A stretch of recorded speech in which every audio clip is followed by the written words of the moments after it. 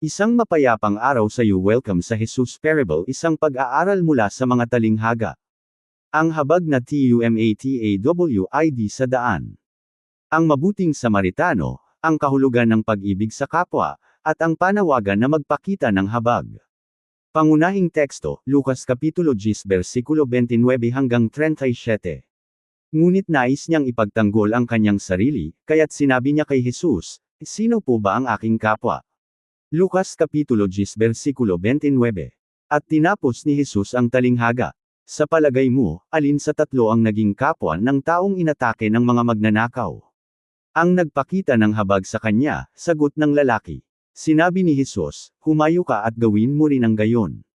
Lucas Kapitulo 10 versikulo 36 hanggang 37. Tatlong pangunahing punto. Ang pagtatanggol sa sarili ay nagtatanong, sino ang aking kapwa? Lucas Kapitulo 10 versikulo 29. 2. Ang habag na katulad ng kay Kristo ay nakakikita sa sugatan at lumalapit sa kanila. Lucas Kapitulo 10 versikulo 30 hanggang 35. 3. Ang tunay na pag-ibig ay nagiging gawa ng habag, humayo ka at gawin mo rin ang gayon. Lucas Kapitulo 10 versikulo 36 hanggang 37.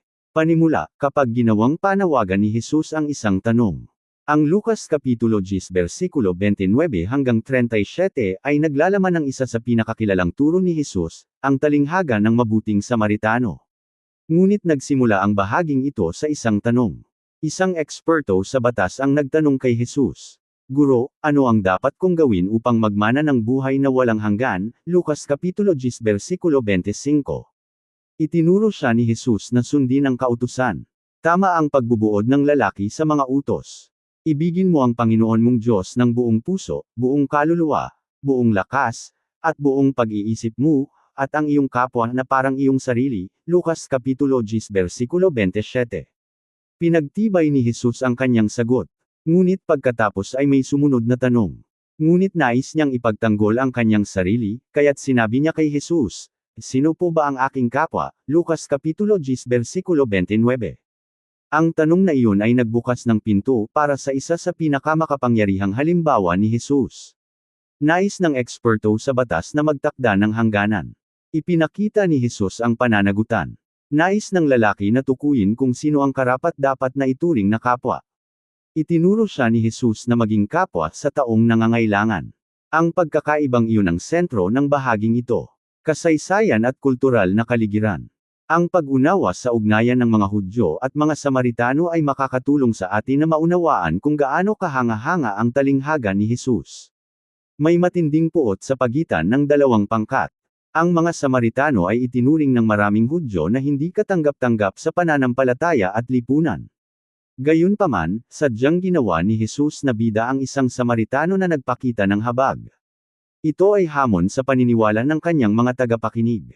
Hindi lamang itinuturo ni Jesus, "Tulungan mo ang mga taong katulad mo." Itinuturo niya, "Ibigin mo ang iyong kapwa sa pamamagitan ng pagpapakita ng habag, kahit na ang taong iyon ay labas sa mga hangganan na karaniwan mong ginugusto." Ang ebanghelyo ay nagwawasak ng mga pader na itinatayo ng tao. Ang pagtatanggol sa sarili ay nagtatanong, "Sino ang aking kapwa?" Lucas Kapitulo 10 versikulo 29. Ngunit nais niyang ipagtanggol ang kanyang sarili, kaya't sinabi niya kay Jesus, "Sino po ba ang aking kapwa?" Ipinapakita ng talatang ito ang mas malalim na bagay kaysa sa pagiging mausisa. Sinasabi ni Lucas na ang lalaki ay nais niyang ipagtanggol ang kanyang sarili. Nais niyang patunayan na siya ay matuwid. Alam na niya ang utos. Ngunit sa halip na magtanong, "Paano ko mas maiibig ang aking kapwa?" Nagtanong siya, "Sino ba talaga ang aking kapwa?"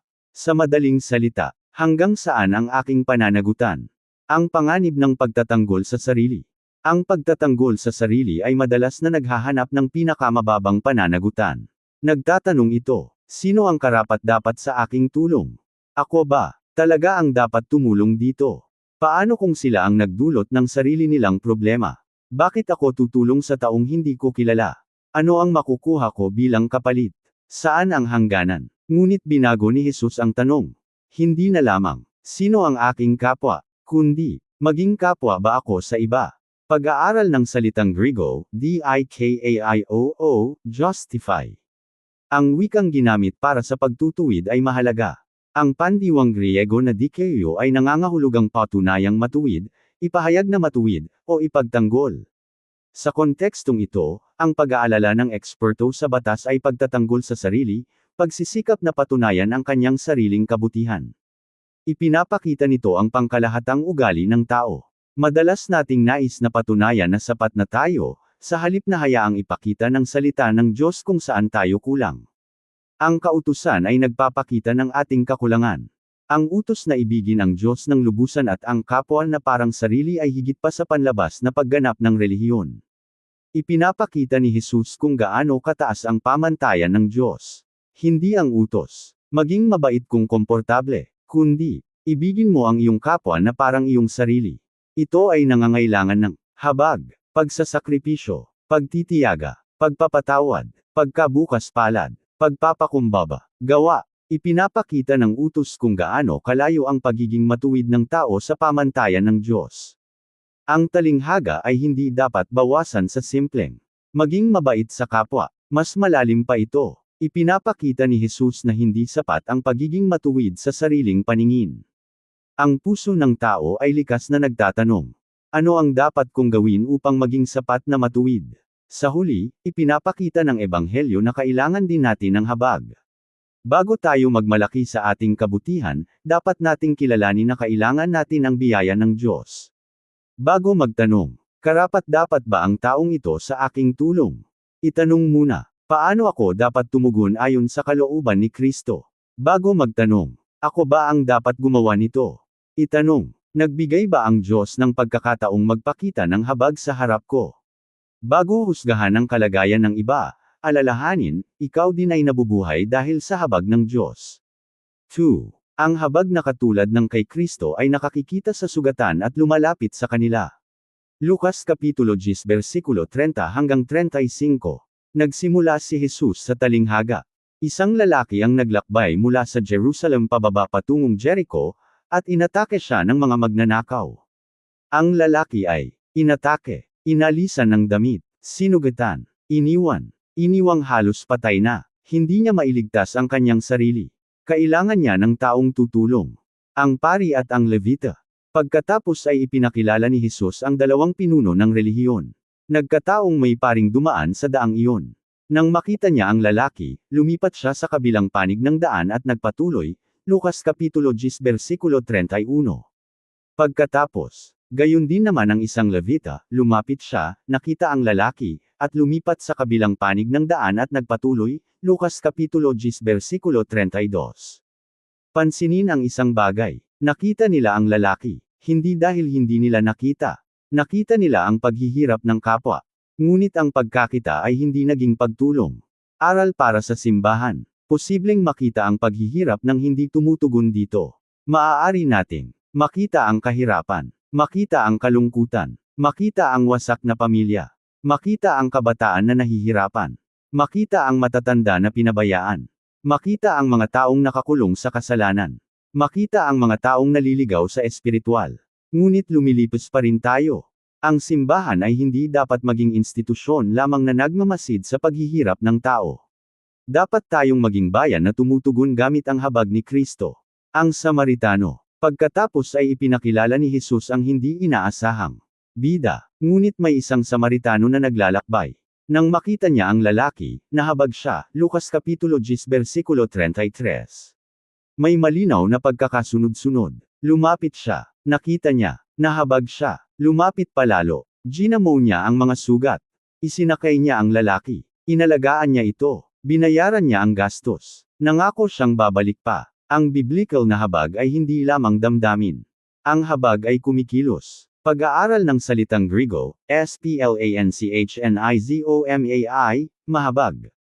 Ang pandiwang Griego na splachnizomai ay nangangahulugang malalim na pagmamalasakit o pagkahabag na nagmumula sa loob.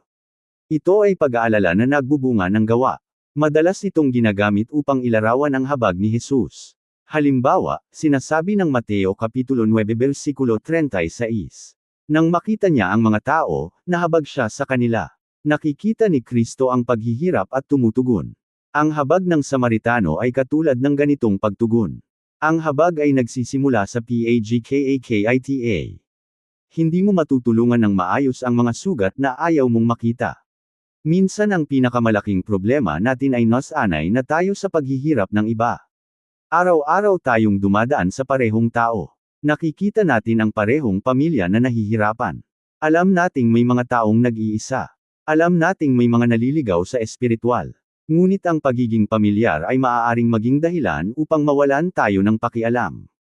Itinuturo tayo ni Jesus na makita muli ang mga tao. Hindi bilang problema, hindi bilang abala, hindi bilang istatistika, kundi bilang mga tao na nilikha ayon sa larawan ng Diyos.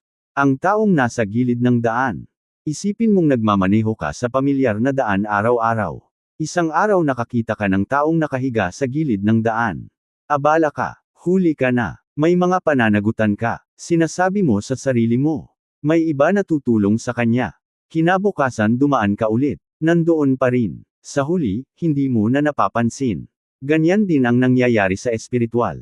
Ang paulit-ulit na pagkakita sa paghihirap ay maaaring maging dahilan upang mawalan tayo ng pakiramdam.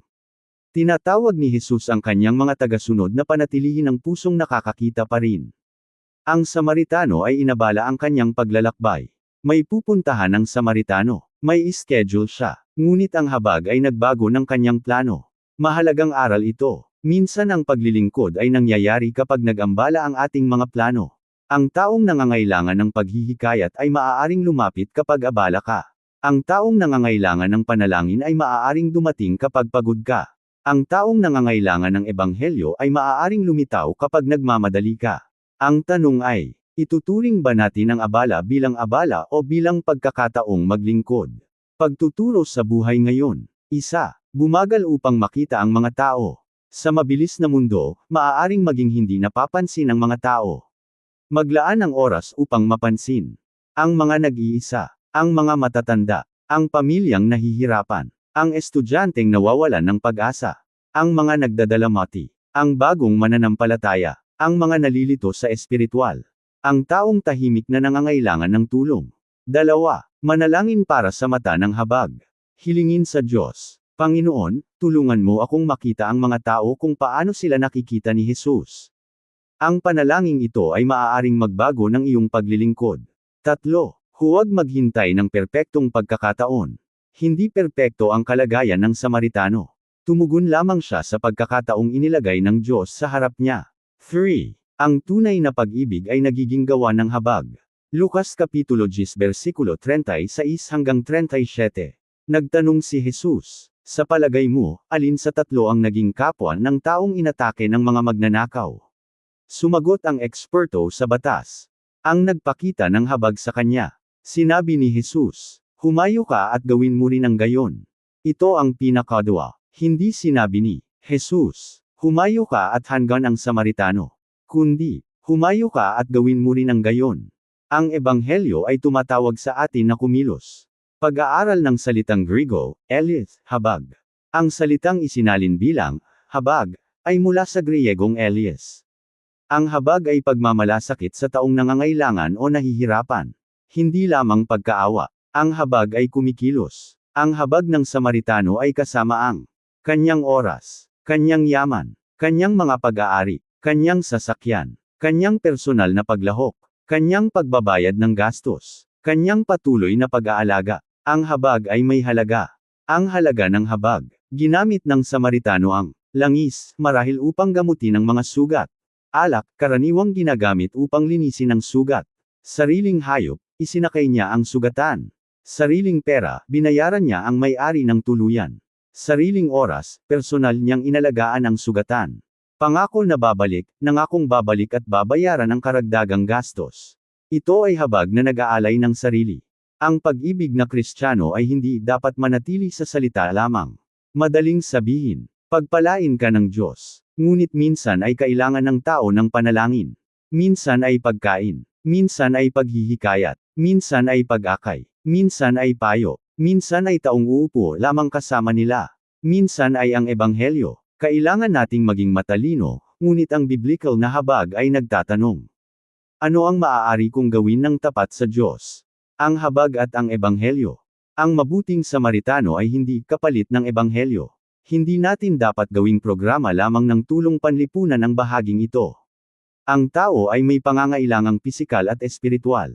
Tinatawag tayo ni Jesus na alagaan ang tao ng buo habang ipinapahayag ang katotohanan. Ang sugatan ay nangangailangan ng pisikal na tulong. Ngunit ang sangkatauhan ay may mas malalim na sugat na dulot ng kasalanan.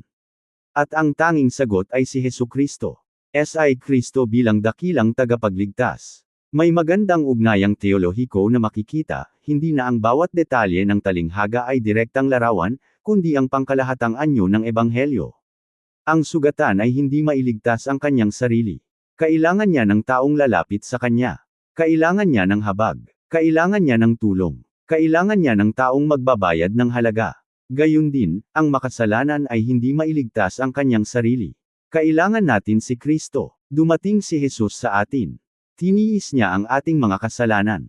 Binayaran niya ang halaga. Nag-aalay siya ng habag. Dinadala niya tayo sa pakikipagkasundo sa Diyos. Sinasabi ng Isaias Kapitulo 53 versikulo 5. Ngunit siya ay nasugatan dahil sa ating mga kasalanan, at nadurog dahil sa ating mga kasamaan.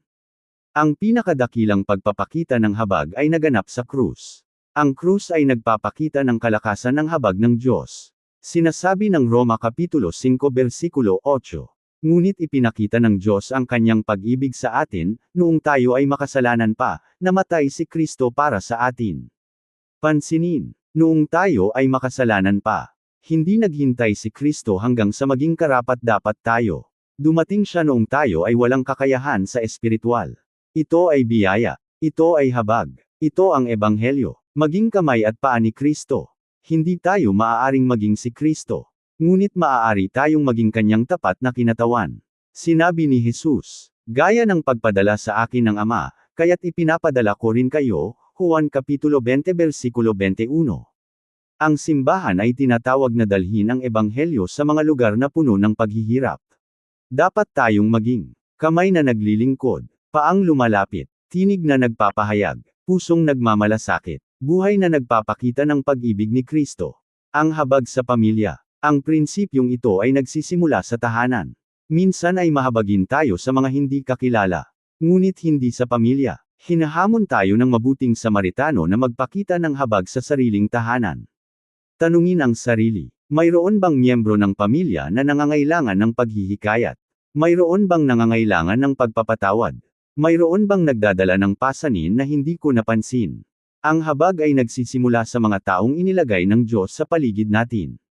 Ang habag sa simbahan. Ang simbahan ay dapat maging lugar kung saan ang mga sugatan ay nakakatagpo ng katotohanan at biyaya. Hindi dapat hikayatin ang tao na manatili sa kasalanan. Ngunit hindi rin dapat ituring na walang halaga ang mga makasalanan. Ang simbahan ni Kristo ay dapat magpahayag. Ang kasalanan ay seryoso. At kasabay nito, ang biyaya ng Diyos ay mas dakila. Hinahamon natin ang kasalanan nang hindi iniiwan ang makasalanan. Ipinapahayag natin ang katotohanan ng hindi nawawalan ng habag. Ang habag sa pagpapahayag ng ebanghelyo. Ang pagpapahayag ng ebanghelyo na walang pag-ibig ay maaaring maging pagtatalo. Ang pag-ibig na walang katotohanan ay maaaring maging damdamin lamang. Ang biblical na pagpapahayag ay pinagsasama ang dalawa. Mahal natin ang tao ng sapat upang sabihin ang katotohanan tungkol sa kasalanan. At mahal natin sila ng sapat upang sabihin tungkol sa tagapagligtas. Ang mabuting Samaritano ay hindi lamang nagmasid. Tumulong siya. Gayun din, hindi tayo dapat manood lamang habang ang iba ay namamatay sa espiritual. Dapat nating ipahayag si Kristo. Ang habag sa komunidad. Tanungin ang sarili. Sino ang nakahiga sa gilid ng daan sa inyong komunidad? Marahil ay pamilyang pinabayaan, batang nagugutom, matanda na walang kasama, estudyanteng nahihirapan, magulang na walang trabaho, taong nagdadalamati, taong nakakulong sa bisyo o masamang gawi, taong hindi pa nakaririnig ng ebanghelyo ng malinaw. Dapat itanong ng simbahan, Panginoon, paano tayo makapaglilingkod? Ang tulay. Isipin ang dalawang panig ng malalim na lambak. Ang isang panig ay ligtas. Ang kabila ay mapanganib. May taong nakakulong sa kabilang panig. Maaari kang tumayo sa iyong panig at sumigaw. Mag-ingat ka. O maaari kang gumawa ng tulay. Ang pag-ibig na Kristiyano ay naghahanap ng paraan upang tawirin ang pagitan. Ang Ebanghelyo ang pinakadakilang tulay sa pagitan ng makasalanang tao at banal na Diyos, ngunit ang mga mananampalataya ay tinatawag ding tawirin ang pagkakaiba sa lipunan, kultura, ugnayan, at heograpiya upang dalhin ang mensahe ni Kristo sa iba. Tatlong tanong para sa bawat MANANAMPALATAYA. Isa. Sino ang nakahiga sa gilid ng aking daan? Sino ang inilagay ng Diyos malapit sa iyo na naghihirap? 2. Hihinto ba ako? Hahayaan ko bang baguhin ng habag ang aking mga plano? 3. Ano ang maaari kong gawin? Anong praktikal na hakbang ang maaari mong gawin? Tumawag, bumisita, manalangin, magbigay, hikayatin, maglingkod, makinig, magturo, ipahayag ang ebanghelyo. Minsan ang maliit na pagsunod ay nagiging pinto para sa dakilang pagkakataong magbahagi ng ebanghelyo. Tatlong dakilang katotohanan. 1. Ang pagiging matuwid sa sariling paningin ay hindi sapat. Nais ng eksperto sa batas na ipagtanggol ang kanyang sarili. Ipinakita ni Jesus na hindi sapat ang pagtitiwala sa sariling kabutihan. Kailangan natin ng biyaya. 2. Ang habag ng Diyos ay lumalapit sa mga sugatan. Ang habag ng Samaritano ay nagpapakita kung ano ang itsura ng tunay na habag. Ang pag-ibig ay nakakakita ng paghihirap at tumutugon. 3. Ang tunay na pananampalataya ay NAGBUBUNGA ng pag-ibig na gawa. Sinabi ni Jesus, humayo ka at gawin mo rin ang gayon. Ang biyaya ay hindi nagbubunga ng pagiging walang pakialam. Ang biyaya ay nagbubunga ng masunarang paglilingkod. 1. Magmasid, huwag maging bulag sa paghihirap ng iba. 2. Maramdaman, hilingin sa Diyos na bigyan ka ng pusong mahabagin. 3. KUMAKILOS, gumawa ng praktikal na hakbang. 4. MAGSASAKRIPISYO, alamin na ang pag-ibig ay maaaring may halaga. 5. Maglingkod, gamitin ang iyong mga pag-aari para sa kaluwalhatian ng Diyos. 6. Ipahayag, alagaan ang pisikal na pangangailangan habang itinuturo ang mga tao patungo kay Kristo. 7. Magpatuloy, huwag huminto kapag nagiging mahirap ang paglilingkod. Ang panganib ng pagdaan. Ang pari ay dumaan. Ang Levita ay dumaan. Ang Samaritano ay huminto. Araw-araw tayong nakakakita ng pagkakataong pumili ng pagtugon. Pagdaan, wala akong oras. PAGBALEALA, may iba na gagawa niyan. PAGHUHUSGA, sila ang nagdulot ng sarili nilang problema.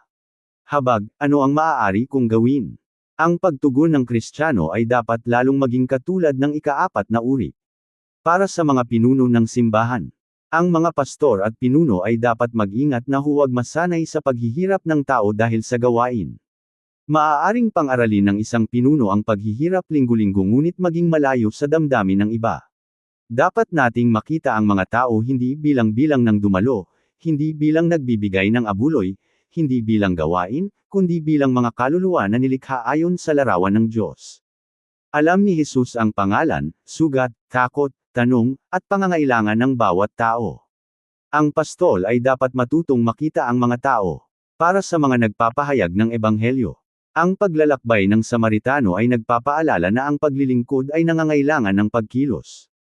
Dapat tayong pumunta kung nasaan ang mga tao. Sinasabi ng dakilang utos. Kaya't humayo kayo at gawin ninyong alagad ang lahat ng bansa, Mateo Kapitulo 28 versikulo 19. Hindi tayo makapaghintay na pumasok ang lahat sa simbahan. Dapat tayong pumunta sa mga tahanan, mga paaralan, mga komunidad, mga lugar ng trabaho, mga lansangan, mga kapitbahayan, mga bansa. Para sa bawat Kristiyano, maaaring isipin mo, hindi ako pastor, ngunit maaari kang magpakita ng habag. Hindi ako nagpapahayag ng ebanghelyo. Ngunit maaari kang magbahagi ng iyong patuto. Wala akong malaking pera. Ngunit maaari kang manalangin. Maaari kang maghikayat. Maaari kang makinig. Maaari kang maglingkod. Maaari kang bumisita. Maaari kang magbigay ng kung anong mayroon ka. Ginamit ng Samaritano ang kung anong mayroon siya. Magagamit ng Diyos ang kung anong mayroon ka. Itinuturo ng mabuting Samaritano. Ang pag-ibig ay hindi lamang nararamdaman. Ang tunay na pag-ibig ay nagiging gawa. Hindi tayo maaaring magsabi, ibigin ko ang aking kapwa, habang patuloy na tumatangging tumulong kapag ang kapwa ay naghihirap. Ang biblical na habag ay kumikilos.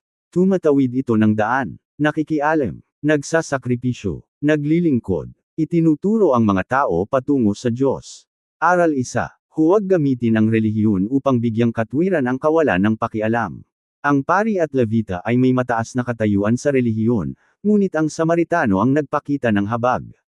Ang espiritual na paglago ay hindi lamang nakikita sa kung ano ang alam natin, kundi sa kung paano tayo nagmamahal. Aral 2. Ang habag ay nangangailangan ng pagkilos. Hindi nanatili sa malayo ang Samaritano. Lumapit siya, naglingkod, nagsasakripisyo. Aral 3. Inuutusan tayo ni Jesus na gawing pamumuhay ang pagpapakita ng habag. Humayo ka at gawin mo rin ang gayon. Hindi ito mungkahi lamang. Ito ay utos ni Kristo. Ang pinakamalalim na mensahe ng Biblia ay tayo rin ay nangangailangan ng habag. Hindi lamang tayo ang Samaritano. Sa pinakamalalim na aspeto ng espiritual, tayo ay mga makasalanang sugatan na hindi makapagligtas sa sarili. Ang kasalanan ay naghiwalay sa atin mula sa Diyos. Ngunit hindi tayo nilampasan ng Diyos. Lumapit siya. Dumating si Hesukristo sa ating mundong puno ng paghihirap. Namuhay siya kasama natin. Tiniis niya ang ating mga kasalanan.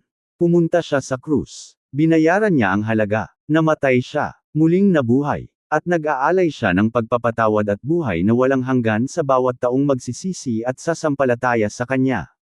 Ang krus ay nagpapakita ng pinakadakilang pagpapakita ng habag. Sinasabi ng Roma Kapitulo 5 versikulo 8. Ngunit ipinakita ng Diyos ang Kanyang pag-ibig sa atin, noong tayo ay makasalanan pa, namatay si Kristo para sa atin. Kaya bago tayo maging taong nagpapakita ng habag, dapat muna nating tanggapin ang habag ng Diyos. Marahil ay sinusubukan mong patunayan ang iyong sarili sa harap ng Diyos. Sinusubukan mong maging sapat na mabuti. Nagtitiwala ka sa relihiyon, sa moralidad, sa mabubuting gawa, ngunit ang kaligtasan ay hindi maaaring kitain. Kailangan mo si Kristo. Lumapit ka sa Kanya. Magsisi sa iyong mga kasalanan. Sampalataya ka kay Hesukristo. Magtiwala sa Kanyang natapos na gawa. Tanggapin ang Kanyang pagpapatawad. Tanggapin ang Kanyang biyaya. Tanggapin ang buhay na walang hanggan. At para sa mga mananampalataya, marahil ay may inilagay ang Diyos sa gilid ng iyong daan. Nakita mo sila. Alam mong naghihirap sila. Dati ay dumaan ka na lamang. Ngayon sinasabi ni Kristo, humayo ka at gawin mo rin ang gayon. Huminto ka. Makita mo. Mahabag ka. Maglingkod ka. Ibahagi ang ebanghelyo. Maging kasangkapan ng habag ng Diyos. Panalangin. Ama sa langit, salamat po sa iyong dakilang habag sa atin. Inaamin natin na tayo ay mga makasalanang nangangailangan ng iyong biyaya. Salamat po na hindi mo tayo nilampasan, kundi ipinadala mo ang iyong anak na si Hesukristo upang iligtas tayo mula sa kasalanan at ibalik tayo sa iyo. Panginoong Hesus, patawarin mo tayo sa mga pagkakataong nakita natin ang paghihirap ngunit tumangging tumugon. Patawarin mo tayo kapag tayo ay masyadong abala, masyadong komportable, masyadong mapanghusga, o masyadong nakatuon sa sarili upang mapansin ang mga tao sa paligid natin. Bigyan mo tayo ng pusong katulad ng mabuting Samaritano. Turuan mo kaming makita ang mga sugatan. Turuan mo kaming alagaan ang mga naghihirap. Turuan mo kaming tawirin ang mga hadlang, maglaan ng oras at yaman, at maglingkod sa mga taong inilalagay mo sa ating landas. Panginoon, gawing lugar ang iyong simbahan kung saan ang mga sugatan ay nakakatagpo ng katotohanan, biyaya, paggaling, pag-asa, at ebanghelyo ni Hesukristo. Gawin mo kaming mahabagin ng hindi binabago ang katotohanan, at tapat sa katotohanan ng hindi nawawalan ng habag. Buksan mo ang ating mga mata sa mga tao sa ating pamilya, simbahan, komunidad, lugar ng trabaho, at kapitbahayan na nangangailangan ng paghihikayat at tulong. Bigyan mo tayo ng lakas ng loob na huminto, pagpapakumbaba na maglingkod, karunungan na tumugon, at katapangan na ipahayag si Kristo. Para sa mga hindi pa nakakakilala kay Jesus, ay lapit mo sila sa tagapagligtas. Tulungan mo silang maunawaan na ang kaligtasan ay hindi nakikita sa pagiging mabuti ng tao kundi natatanggap sa pamamagitan ng pananampalataya kay Kristo. Naway ang ating buhay ay magpakita ng habag na ating natanggap. Naway tayo ay maging tapat na lingkod, mabuting kapwa, at matapang na tagapagpahayag ng ebanghelyo. At kapag nakakita tayo ng taong sugatan sa gilid ng daan ng buhay, huwag nating kalimutan ang utos ng ating tagapagligtas. Humayo ka at gawin mo rin ang gayon. Sa makapangyarihan at dakilang pangalan ni Hesukristo, ating Panginoon at Tagapagligtas. Amen. Ang habag na TUMATAWID sa daan. Nagtanong ang eksperto sa batas. Sino ang aking kapwa? Sumagot si Jesus gamit ang isang kwento. Ang pari ay nakita ngunit dumaan. Ang Levita ay nakita ngunit dumaan. Ang Samaritano ay nakita, nahabag, lumapit, naglingkod, nagsasakripisyo, at nag-alaga. Pagkatapos ay sinabi ni Jesus, humayo ka at gawin mo rin ang gayon. Kaya't alalahanin, huwag lamang makita ang paghihirap, tumugon ka dito. Huwag lamang maramdaman ang habag, kumilos ka batay dito. Huwag lamang magsalita tungkol sa pag-ibig, ipakita mo ito. Huwag lamang tanggapin ang habag, ipamahagi mo rin ito. Huwag lamang dumalo sa simbahan, maging simbahan na kumikilos. Huwag lamang malaman ang ebanghelyo, ibahagi mo ang ebanghelyo. Makita, huminto, maglingkod, magsasakripisyo, ibahagi si Kristo. Humayo ka at gawin mo rin ang gayon. Amen. Maraming salamat sa pakikinig. Ako si Pastor Jeff Flores, nagsasabing sa Diyos ang lahat ng papuri.